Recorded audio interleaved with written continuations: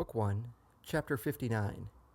To what leagues or alliances we may most trust, whether those we make with commonwealths or those we make with princes. Since leagues and alliances are every day entered into by one prince with another, or by one commonwealth with another, and as conventions and treaties are concluded in like manner between princes and commonwealths, it seems to me proper to inquire whether the faith of a commonwealth or that of a prince is the more stable and the safer to count on. All things considered, I am disposed to believe that in most cases they are alike, though in some they differ. Of one thing, however, I am convinced, namely, that engagements made under duress will never be observed either by prince or by commonwealth, and that if menaced with the loss of their territories, both the one and the other will break faith with you and treat you with ingratitude. Demetrius, who was named the city-taker, had conferred numberless benefits upon the Athenians,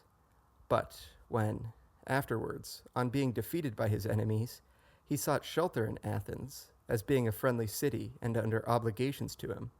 it was refused him, a circumstance which grieved him far more than the loss of his soldiers and army had done. Pompey, in like manner, when routed by Caesar in Thessaly,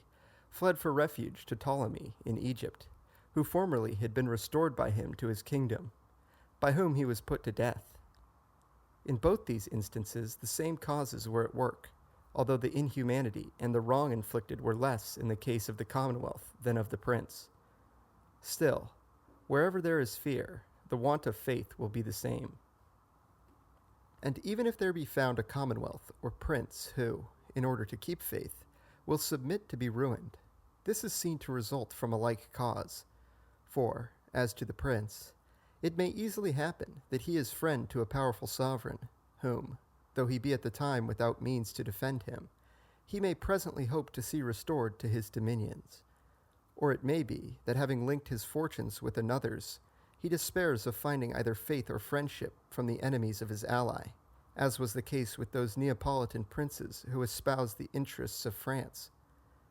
As to commonwealths, an instance similar to that of the princes last named is that of Saguntum in Spain, which awaited ruin in adhering to the fortunes of Rome. A like course was also followed by Florence when, in the year 1512, she stood steadfastly by the cause of the French. And taking everything into account, I believe that in cases of urgency, we shall find a certain degree of stability sooner in commonwealths than in princes. For though commonwealths be like-minded with princes, and influenced by the same passions, the circumstance that their movements must be slower makes it harder for them to resolve than it is for a prince, for which reason they will be less ready to break faith. And since leagues and alliances are broken for the sake of certain advantages, in this respect also commonwealths observe their engagements far more faithfully than princes, for abundant examples might be cited of a very slight advantage having caused a prince to break faith, and of a very great advantage having failed to induce a commonwealth to do so.